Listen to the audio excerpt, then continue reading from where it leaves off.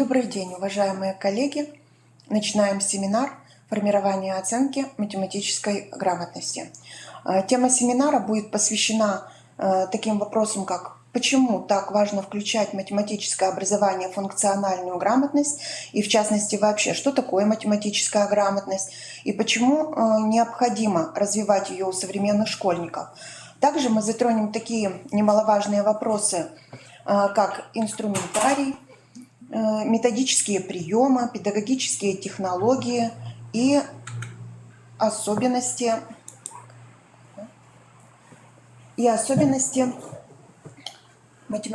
формирования математической грамотности. Поговорим об основных подходах в конструировании уроков по формированию математической грамотности и оценке ее уровня сформированности. Сегодня понятие функциональной грамотности не является каким-нибудь новомодным понятием. Если мы вспомним историю, то мы можем вспомнить, что впервые это понятие появляется в 1965 году на Всемирном конгрессе министров просвещения. И сначала это понятие включает в себя только умение читать и писать, и для того, чтобы решать житейские проблемы. Но уже буквально через 10 лет ЮНЕСКО добавляет в это понятие функциональной грамотности не только то, что относится к умению читать и писать, но и умение жить в социальной среде. И 1990 год объявляется ЮНЕСКО годом функциональной грамотности. Появлению функциональной грамотности в России предшествовал практикоориентированный подход в обучении математики. Сегодня функциональная грамотность является неотъемлемым атрибутом российского образования. Ведь под функциональной грамотностью понимается умение педагога применять на практике имеющиеся знания. По большому счету, это способность к саморазвитию, самообразованию, которые связаны с поиском новой информации, проверкой ее достоверности, изучением новых видов деятельности.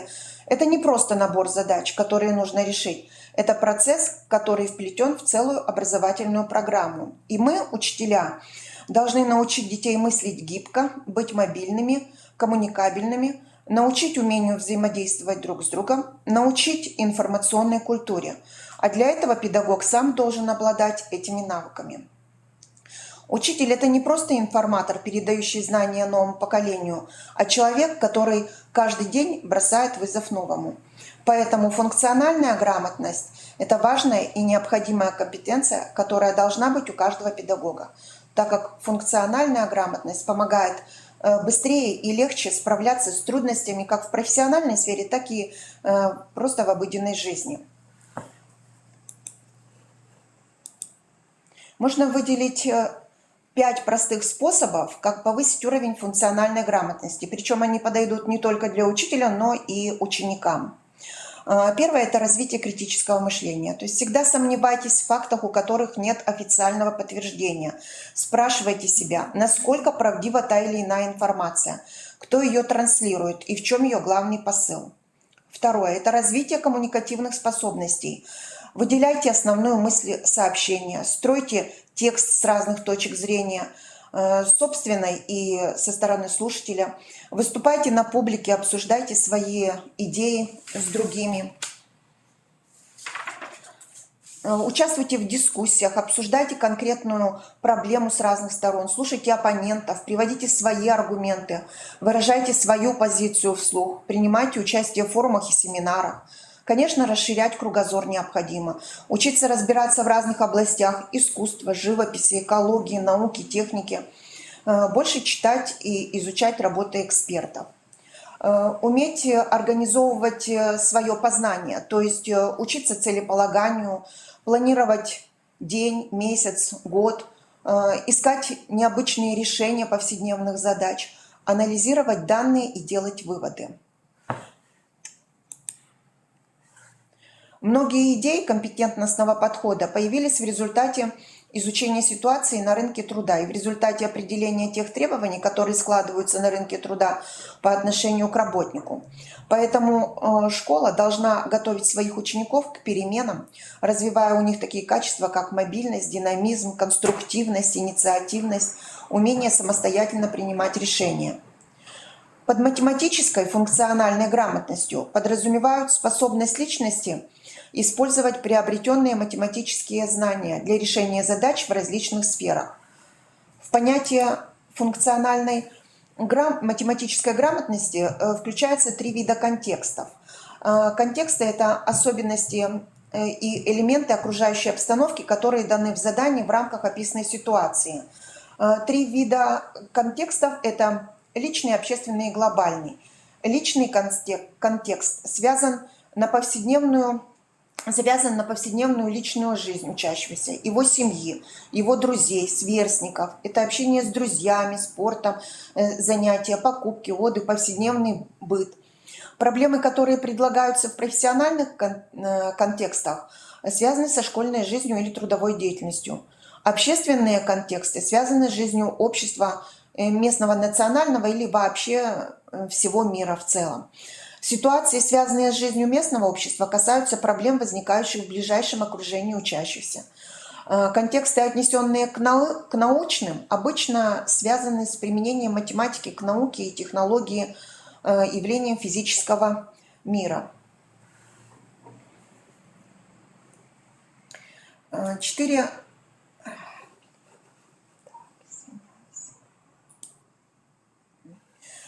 основные фундаментальные идеи, которые составляют математическое образование, то есть это в контексте заданий ПИЗа. Это изменение зависимости пространства, формы, количества, неопределенности и данные. Изменение и зависимости задания, связанные с математическим описанием зависимости между переменными в различных процессах, то есть алгебраическим материалом. Пространство и форма – это задания, относящиеся к пространственным и плоским геометрическим формам и отношениям, то есть геометрическому материалу. Количество – это задания, связанные с числами и отношениями между ними. В программах по математике этот материал чаще всего относится к курсу арифметики. Неопределенности данные – это область, которая охватывает вероятностные и статистические явления и зависимости, которые являются предметом изучения разделов статистики и вероятности. На уроках математики дети учатся. Учатся выполнять математические расчеты для решения повседневных задач, учатся рассуждать, делать выводы на основе информации, представленной в различных формах, широко используемых в средствах массовой информации также. Образование является особой формой мышления, которая, подчиняясь диалектическим законам, поэтапно проводит обучающегося от незнания к знанию, от владения знаниями к их применению, а затем к созданию новых знаний. Именно поэтому задания, призванные исследовать состояние математической грамотности учеников, имеют четко выраженную прикладную направленность, и их решение предусматривает владение учащимися приемами деятельности прикладного характера. Состояние математической грамотности учеников оценивается развитием математической компетентности, а математическая компетентность определяется как сочетание математических знаний, умений, опыта и способностей человека, которые обеспечивают решение разных проблем, нуждающихся в применении математики. Какой же инструментарий используется для формирования математической грамотности? Можно рассмотреть для начала, как разрабатываются эти задания. На основе отчета эксперта выбираются задачи, возникающие в повседневной жизни, которые могут быть решены средствами математики. Затем определяются, какие именно математические знания и умения требуются для решения подобных задач. Причем математический аппарат, который используется в данных задачах, должен соответствовать школьной программе. Каковы особенности вот этих заданий ПИЗа? Эти задачи не относятся к одной конкретной области, но их можно решить с помощью предметных знаний. Контекст заданий близок к проблемным ситуациям, возникающим в повседневной жизни. Вопросы должны быть изложены простым, ясным, понятным языком. Сами задания требуют перевода с обыденного языка на язык математики. Ну и формат задания, конечно, постоянно меняется. Установлен перечень тем, на основе которого формируется математическое содержание. Ну, темы перечислены, вы можете видеть их на слайде. Если чуть-чуть сказать более развернуто, то, например, тема функции включает в себя само понятие функции, прежде всего, разнообразные формы их описания, представления. Это словесная форма, символическая, табличная, графическая. Алгебраические выражения включают в себя словесную интерпретацию и операции, работа со значениями переменных. Уравнения неравенства включают изучение линейных уравнений, линейных неравенств и их систем, также простые квадратные уравнения, и причем аналитические и неаналитические методы их решения. Система координат включает в себя представление и описание данных, их расположение и зависимостей. Отношения в рамках геометрического объекта и среди геометрических объектов также могут рассматриваться как в двухмерном, так и трехмерном пространстве. Тема пространственные фигуры и их свойства. Изучают формулы вычисления площадей, поверхностей и объемов. Принципы подсчетов включают простые сочетания, перестановки в расчете на способ перебора вариантов. Набор данных, представление и интерпретация – это природа происхождения, это наборы разнообразных данных, различные способы их представления и интерпретации. Изменчивость данных и ее описание включают такие понятия, как изменчивость, распределение, центральная тенденция набора данных, способы описания и интерпретации этих данных в количественных выражениях. Выборки и составление выборок включают в себя понятия выборки и выбора из совокупностей данных, включая простые выводы на основе свойств выборки. И случайность и вероятность включают в себя такое понятие, как случайное событие, случайные изменения, представление их, частота, вероятность событий, основные аспекты понятия теории вероятности. Тестовые задания по математике в исследовании ПИЗа предлагаются учащимся в контекстной форме. То есть каждому заданию дается описание некоторой ситуации и предлагается от 1 до 3 вопросов, в которых ставятся проблемы, которые надо решить, пользуясь информацией, предложенной в описании ситуации и в самом вопросе. Для того, чтобы выполнить эти задания, ученик должен научиться решать учебно-познавательные и учебно-практические задачи, которые требуют полного и критического понимания текста. Отыскивая решение и интерпретируя его в рамках предложенной ситуации, следить, чтобы соблюдались данные исходные условия и ограничения. Работать с информацией, представленной в различной форме, ну, такие формы, как диаграммы, таблицы, графики, схемы.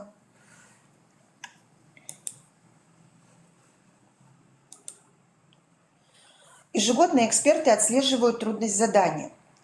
Трудность задания зависит от того, какой процент школьника выполнил то или иное задание. И на сегодняшний день разработана единая шкала, которая включает в себя 1000 позиций, и каждое задание на этой шкале оценивается определенным количеством баллов. А школьника, который выполнил определенное количество заданий, определяет оценка его уровня. Таким образом, на протяжении многих лет была выработана система оценки уровней математической грамотности.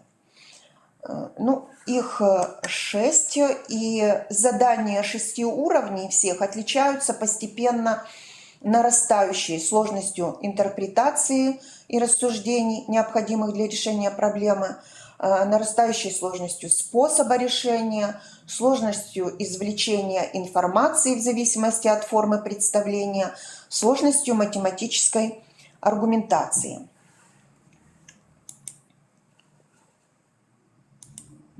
Следующий вопрос, который можно рассмотреть, это методические приемы формирования математической грамотности. Но прежде чем обратиться к самим приемам, можно рассмотреть модель заданий по формированию и оценке математической грамотности.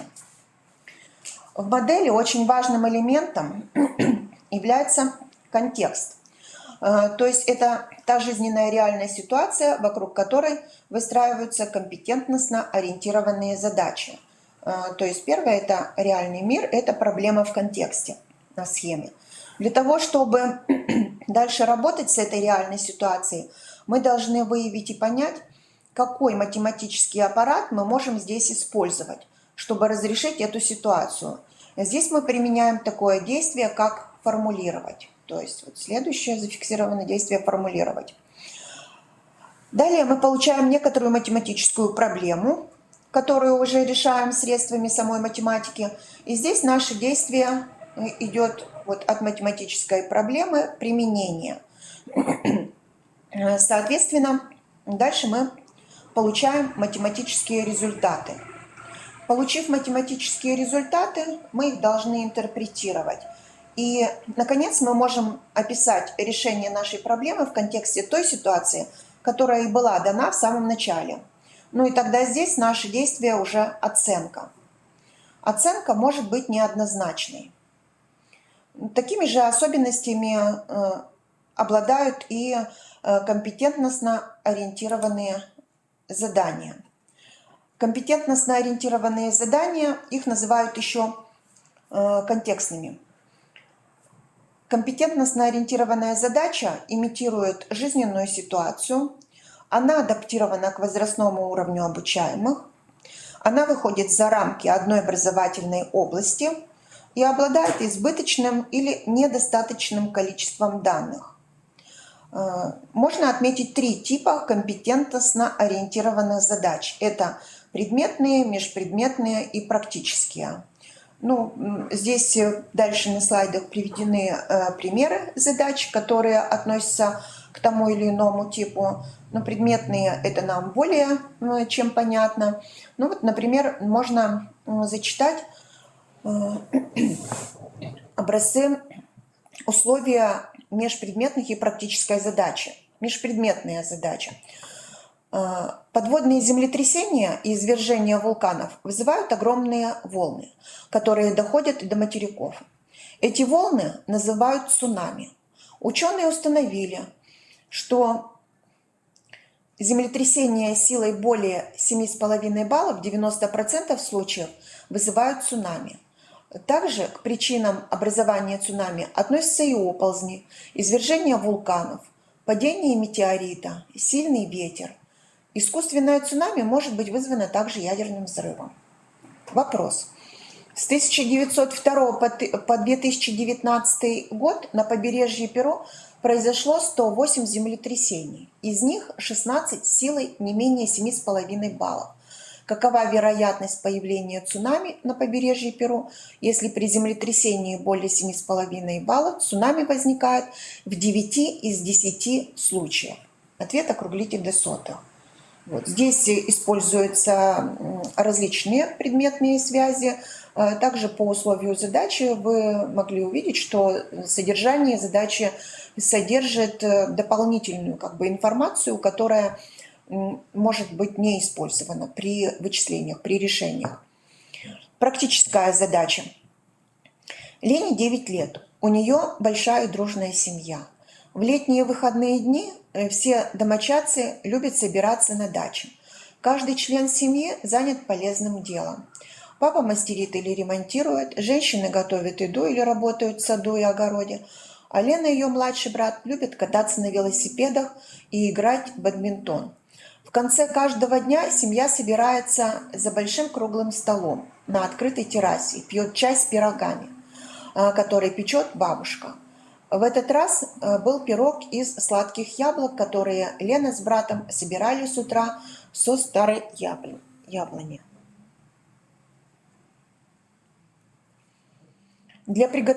Вопрос. Для приготовления 1 килограмма яблочного пирога требуется 250 грамм сливочного масла, 0,4 килограмма муки и 100 грамм сахара. Оставшаяся масса приходится на начинку для пирога.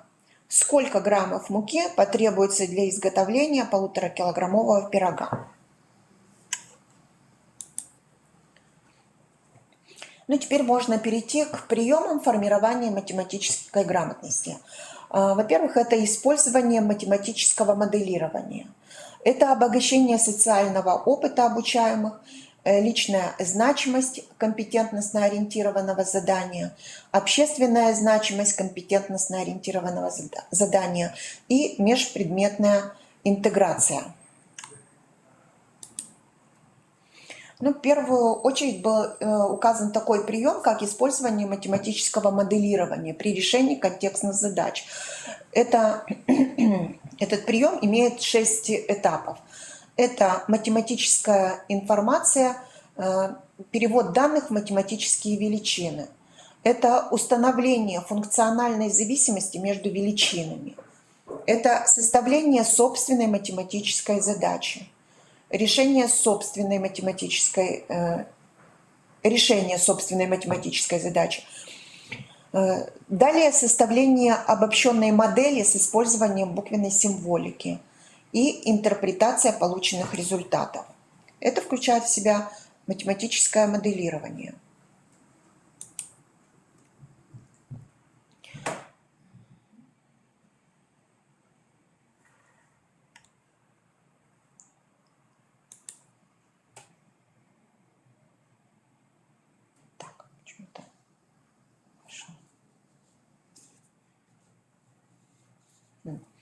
Вот, да, вторым приемом была общественная значимость компетентностно-ориентированного задания и межпредметная интеграция. Здесь также приводятся просто примеры задач. По данным, то есть какие примеры задач могут относиться к общественной значимости компетентностно-ориентированного задания. По данным ООН, на начало 2000-х годов более 1,2 миллиарда людей живут в условиях постоянного дефицита пресной воды. К середине 21 века численность живущих при постоянной нехватке воды превышает 4 миллиарда человек. Россия по ресурсам поверхностных вод занимает ведущее место в мире.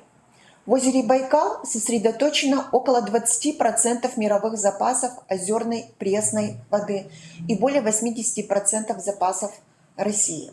Вопрос.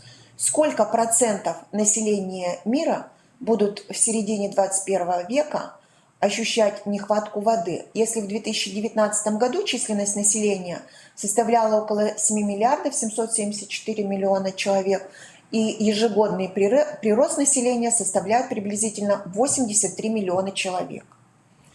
Пример задачи на межпредметную интеграцию. 18 июля 2016 года исполняется 70 лет со дня начала восстановления зубра в белорусской части Беловежской пущи. Зубр – древнейшее животное нашей планеты, последним убежищем которого явились леса Беловежской пущи. В 1919 году Беловежская пуща понесла невосполнимую утрату. Погиб последний вольно живущий зубр. Во время Второй мировой войны зубры содержались в загонах. Но в начале июня 1944 года при отступлении немцы выпустили их на волю. С 1946 года началось восстановление популяции зубров. 17 особей, которые были снова собраны зубропитомники. В 2016 году поголовье зубров насчитывало 480 голов. Вопрос. Определите, на сколько голов приблизительно ежегодно увеличивалась популяция зубров, если принять, что это происходило равномерно.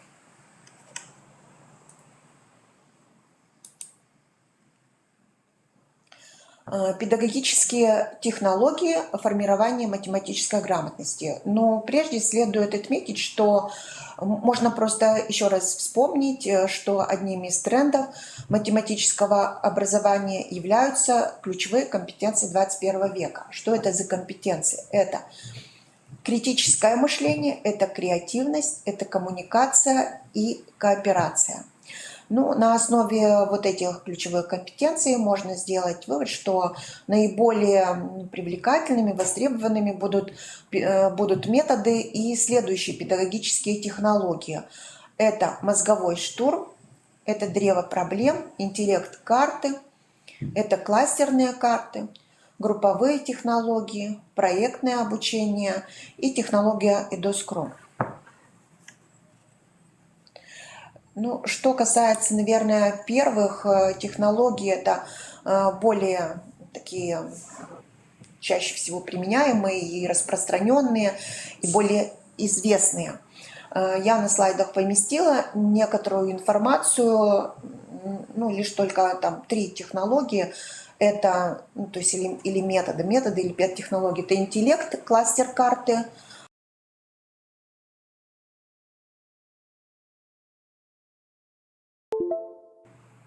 Этот метод помогает показать учащимся связи между предметами или явлениями, разложить абстрактную или объемную информацию по полочкам.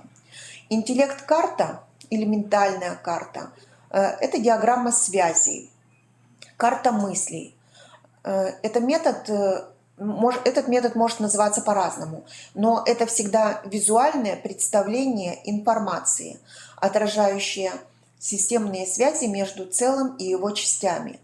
Такая диаграмма строится вокруг центральной идеи, концепции, темы или проблемы, от которой отходят ветви со связанными идеями.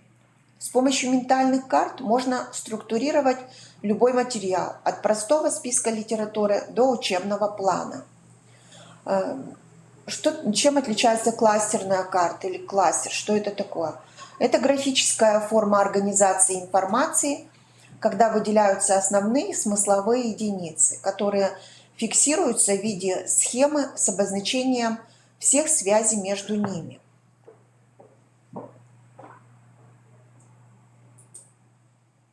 И теперь на нескольких слайдах примеры интеллект-карт и далее кластеров. Ну вот здесь приведены 2 примера. Интеллект-карта по теме треугольник, как строится, и составление групповой интеллект-карты на уроке математики. Тема фигуры, площади фигур, фигуры в пространстве, фигуры на плоскости. То есть тема площади фигур. И рассмотрены вот различные, это уже очень широкое представление этой темы.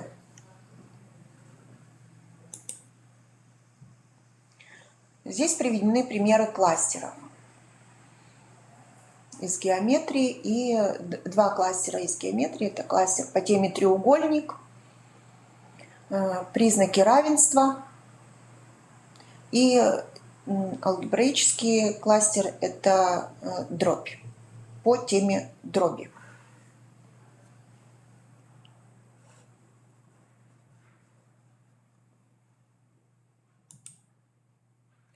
Так, и Scrum-технологии или Scrum-уроки.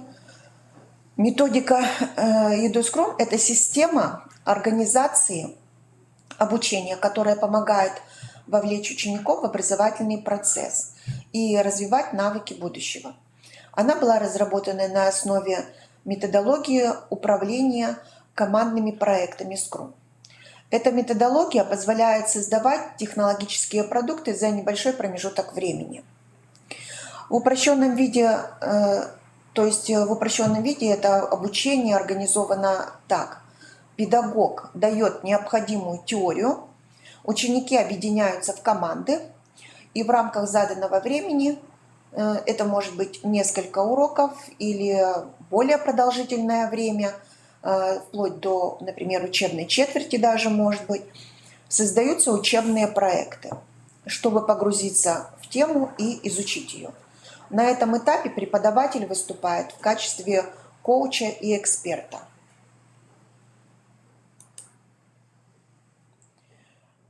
Какие же основные подходы мы можем и должны использовать при конструировании уроков по формированию математической грамотности обучающихся? Это обогащение социального опыта, это сочетание индивидуальной, групповой и коллективной форм работы, это межпредметная интеграция, это использование широкого спектра источников информации и визуализация и представление результатов работы. Ну, если говорить о конструировании уроков, формировании оценки математической грамотности, то мы не можем, опять-таки, не говорить о том, что нужно научиться, нужно уметь составлять контекстные задачи. Контекстная задача должна опираться на реально имеющийся у учащихся жизненный опыт, представления, знания, в том числе житейские, донаучные, опираться на взгляды, мнения, предпочтения. Контекстная задача отличается принципиально неопределенностью и открытостью. И мы можем вот здесь увидеть, какие шаги, может быть, какие этапы, то есть алгоритм, каков может быть алгоритм составления контекстных задач. Это значит, для начала нужно, конечно, определить тему предстоящего урока. Определив эту тему, подумать, что в этой теме ученикам уже известно, а что будет ново.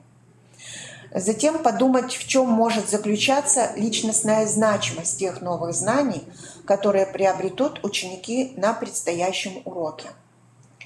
Затем сформулировать ответы на все предыдущие вопросы, обобщенно и в виде личностно значимой проблемы.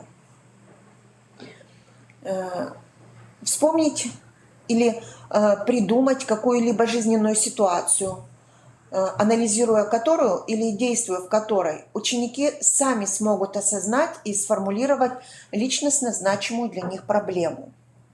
Затем составить текст, описав ситуацию, и, соответственно, то есть это и будет само содержание уже задачи, условия задачи. Затем сформулировать задание, требующее анализа ситуации или осуществления соответствующей ситуации действий. И оценить качество и предполагаемую эффективность полученной контекстной задачи с двух позиций. Способствует ли она встрече с проблемой, соответствующей программой теме урока, и есть ли в ней ориентиры для получения учениками ответа на вопрос о личностной значимости новых знаний и умений.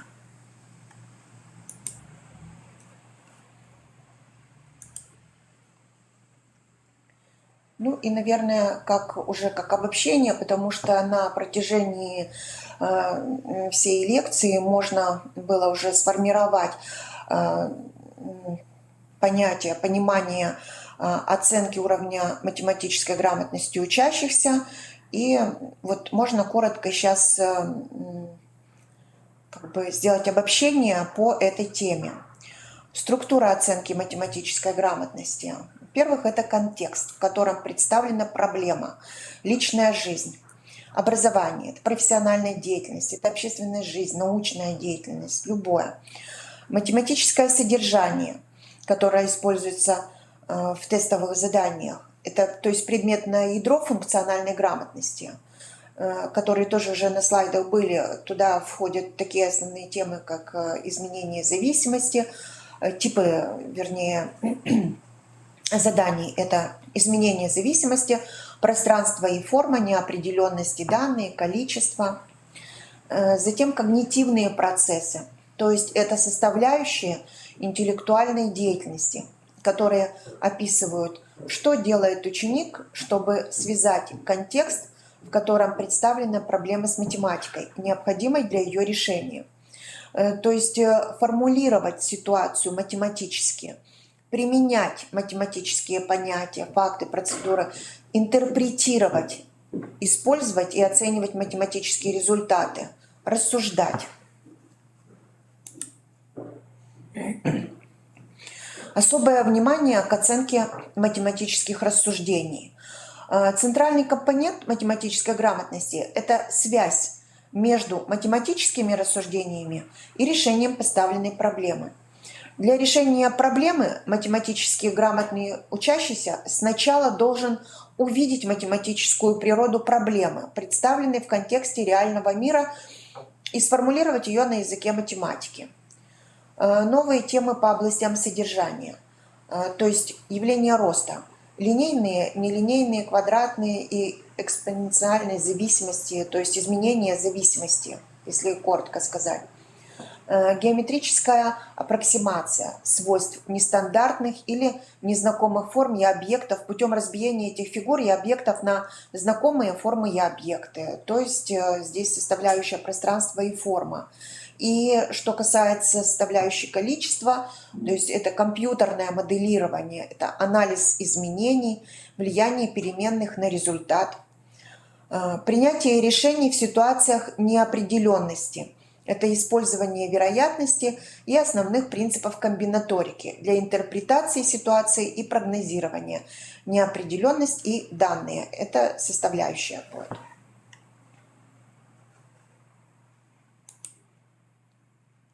Ну и еще раз же, как составляют задания, предназначенные для оценки и формирования математической грамотности.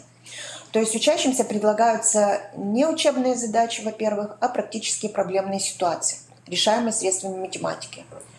Эти задания требуют целостное, а не фрагментарное применение математики. Для выполнения таких заданий требуются знания и умения из разных разделов курса математики основной школы, соответствующие темам, выделенным в исследованиях ПИСА и планируемым результатам в объеме в ГОС основного общего образования. Используется следующая структура задания, то есть даются описание ситуации, в которой предлагаются два связанных вопроса. Введение в проблему представляет собой небольшой вводный текст, то есть это текст как бы с информацией мотивирующего характера, который не содержит лишней информации, не связанной с заданием или не принципиальной для ответа на поставленные вопросы. Вопрос позволяет раскрыть приведенную ситуацию с определенной стороны.